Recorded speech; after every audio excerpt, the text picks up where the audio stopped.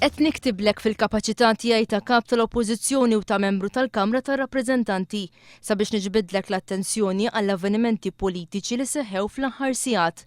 Tibda b'dan il-mod l-ittra ta' Joseph Muscat lill-Speaker. Fl-ittra il-kap tal-Oppożizzjoni talab lill-Speaker biex fl-interess nazzjonali u tal-istabilità ta' pajjiżna matul il-ġimgħa d-dieħla jitlaqqa b'urġenza il-Parlament. Fl-ittra Joseph Muscat jgħid hekk: għandu jiġi determinat jekk il-Gvern għandux l-appoġġ tal-maġġoranza parlamentari u bekk titneħħa l-inċertezza li hawn bħalissa fost il-poplu u li tixxekkel il-ħidma fil-pajjiż. L-Ordni Permanenti numru 8 tagħti il-poter lill-Speaker li f'każijiet turġenza bħal dawn ilaqqa l-Parlament b'urġenza.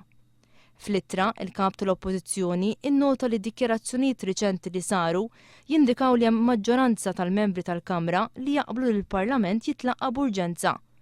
Joseph Muscat qal li minħabba l-gravità tas-sitwazzjoni qed jippubblika l-ittra lill-Speaker għal mezzi tax-xandir. Is-Sibt 7 ta' Jannar, il-ħin, nofsinhar. Id-Deputat Nazzjonalista Franco De Bono jsejjaħ lil mezzi tax-xandir għal konferenza tal-aħbarijiet fil-bini tal-Parlament. Konferenza li matula spjega r-raġunijiet wara l-azzjonijiet li ħa u d-dikjerazzjonijiet li jagħmel.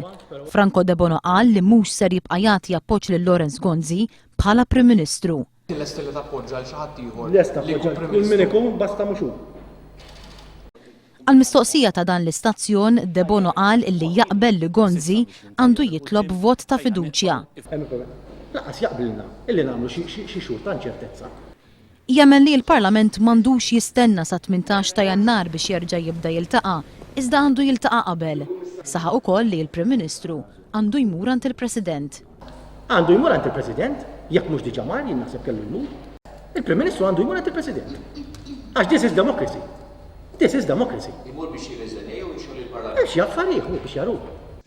De Bono qal li l-Prim Ministru qed ikun irresponsabbli meta ma jħallix deputat bħalu elett mill-poplu isemma leħnu dwar in-nuqqasijiet tal-Gvern. Nuqqasijiet illi ilu snin twal jiġbed l-attenzjoni dwarhom iżda baqa' ma natax widen.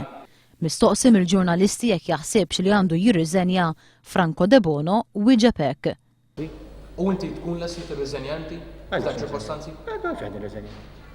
Għalfejn, x'inhi raġuni? De Bono qal li għandu jkun Lawrence Gonzi li jirriżenja għaliex din hija l-unika triq li bija pajjiżna jista' joħroġ mill-kriżi ta' bħalissa. Prim Ministru naħseb bħala kap tal-partit u bħala Prim Ministru fejn qed ngħidu żmadana mar kontra l-ispirtu demokratiku, fek mhux iktar minn okkażjoni waħda, tajjeb għandu jirriżenja hu. Ili 4 snin insemma leħni u nagħti ideat biex nara li l-pajjiżi jimxi l-qudiem. Astjenejt milli nivvota u anke ma attendejx dakinhar li tieħdu ċerti voti, iżda l-Prim Ministru baqa' ma ħadux il-messaġġ. Franco De Bono qal li għamel dan fir-rigward tal-finanzjament tal-partiti, fil-qsim tal-Ministeru tal-Ġustizzja u l-Intern, fil-liġi dwar id-dritt tal-avukat u fl-att dwar il-ġustizzja riparatriċi, il-kolliġijiet li baqgħu pendenti snin. Stajt qatt gallerija u ħallejt kollox miexi kif inhu fi stat oligarkija fejn il-Gvern huwa mmexxi minn ftit nies biss, il-klikka, imma nħobb lil pajjiżi. Franco De Bono qal li ma ħax din l-azzjoni biex ikun ambizzjuż kif allega l-Prim Ministru, iżda biex jelenka n-nuqqasijiet fit-tmexxija tal-Gvern u jiġu indirizzati. Isma' jien m'iniex kan aċċetta karigi, jien ma kontx kan aċċetta karigi mela jien kont kan aċċetta li naċċetta kariga biex imbagħad jiġu jqogħdu jgħiduli għax għalhekk kellimt. Qatt ma kont kan aċċetta kariga.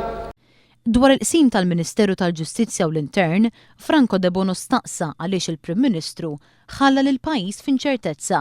Allura x'ma qalx? Isma' jiena ma tax deadline, ejja ngħidu jgħidlek, jiena tagħni deadline. Tajjeb, imma disa sewwel ġimgħa tgħid ta' jannar ħadd inħeles. Allura għalfejn ħallu l-ċertezza? Għalfejn ħallu l-ispekulazzjoni? L-istess kif għamel fil-kwistjoni tal-onorarja, fejn f'Ġunju illi għadda sar dibattitu parlamentari twil fejn il-Prim Ministru iddefenda żieda ta' 500 euro biex imbagħad 7 xhur wara ħabbar it-tneħħija tagħha. Insult kbir għall-ogħla istituzzjoni ta' pajjiżna qal Franco De Bono. Mistoqsi dwar il-fatt li l-ħadd il-Prim Ministru se jindirizza attività politika f'Marsa Xlok fid-distrett li jiġi elett minnu, De Bono wieġeb hekk. Hemm xi bidla fil-di tal-heavy fuel oil. Marsa Xlok ħajħabbar li forsi mhux ħassir bil-heavy fuel oil. Nista' Marsa Xlok jeqbis tal-jum. Tajjeb. Semma riformi oħra li fallew fosthom dik ta' trasport pubbliku u kritika lil Lawrence Gonzi talli ma permettix li tintrefa' responsabilità individwali iżda minflok dawwara f'waħda kollettiva. Ma nistax nappoġġa gvern li jimxi b'dan il-mod, tam jgħid Franco De Bono. Fuq Facebook hemm mill-anqas żewġ gruppi maħsuba biex iġellu lil Franco De Bono jirriżenja minn deputat nazzjonalista. Fuħet minn dawn il-gruppi fost dawk li titolbu lil Franco De Bono biex ma jibqax deputat nazzjonalista, hemm il-kollegi tiegħu fl-istess Partit Nazzjonalista, il-membri parlamentari Beppe Fenekadami u Clyde Puli. Fi gruppi ieħor numru ta' partitari nazzjonalisti qed ikunu l-protagonisti ta' kampanja ta' assassinju tal-karattru tad-deputat nazzjonalista Franco De Bono. Fost il-kummenti miktuba minn dawn il-partitari nazzjonalisti dwar De Bono, hemm li dan għandu xitan ġo fih, li huwa buffu, li huwa pulċinell u li tilef rasu. Partitari nazzjonalisti oħra qalu li De Bono huwa ġuda u traditur, ma jafx jistħi u saħansitra se jħulu biċċa kennies u żiblu. Persuna oħra qalet li taħseb li madwar l-attitudni ta' De Bono hemm il-flus involuti. Partitarju ieħor nazzjonalista qal fuq Facebook illi l-ebda psikjatra ma jfejjaq moħħ De Bono. Persuna oħra wissit lil De Bono biex jaħrab lejn l-Italja. Partitarju partikolari poġġa ras Franco De Bono fuq il-ġisem ta' tarbija bil-ħarqa, waqt li oħrajn li sejħu lid-deputat nazzjonalista bħala tifel żgħir. Fl-istess ħin meta kienet jieħu sehem fi programm fuq One Radio, il-wib tal-grupp parlamentari nazzjonalista David Agius akkuża lil Franco De Bono li huwa persuna inkonsistenti. Jekk nħalli tkellmu fuq Franco De Bono u x'qed jgħid Franco De Bono, jiena nistenna lil moment wieħed wara li ieħor se jiġri, jiena fil-għodu smajt il-Franco De Bono jgħid għandu fiduċja sieħa fil-gvern. Wara l-ofsinhar wara li ħarġu ir-reshuffle qed jgħid li m'għandux fiduċja. Mistieden ta' John Bandi waqt il-programm Affari tagħna fuq One Television, il-kap tal-Oppożizzjoni Joseph Muscat saħaq fuq l-importanza li pajjiżna jikseb lura l-istabilità politika.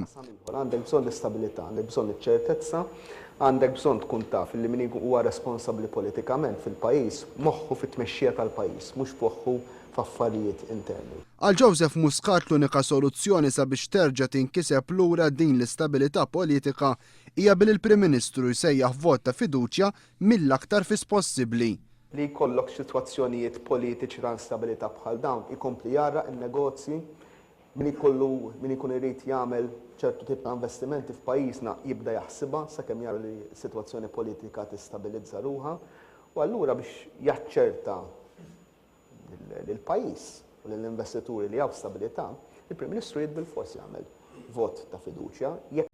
Min-naħa tiegħu fuq l-Istazzjon Nazzjonali tal-Istat, il-Prim Ministru Lawrence Gonzi meta tar reazzjoni tiegħu għal kummenti ta' Franco De Bono iddeskrivih bħala tifel tal-iskola. Jien l-interess tiegħi mhuwiex li nżomm il-Franco De Bono jew il-xi deputat ieħor, jew il-xi ministru ieħor, jew il-xi segretarju parlamentari kuntent, kalm, isu t-tifel tal-iskola.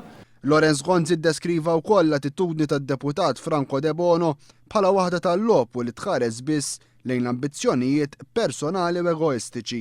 Peti, di mhux logħba u mhijiex logħba l-ambizzjonijiet tal-individwi.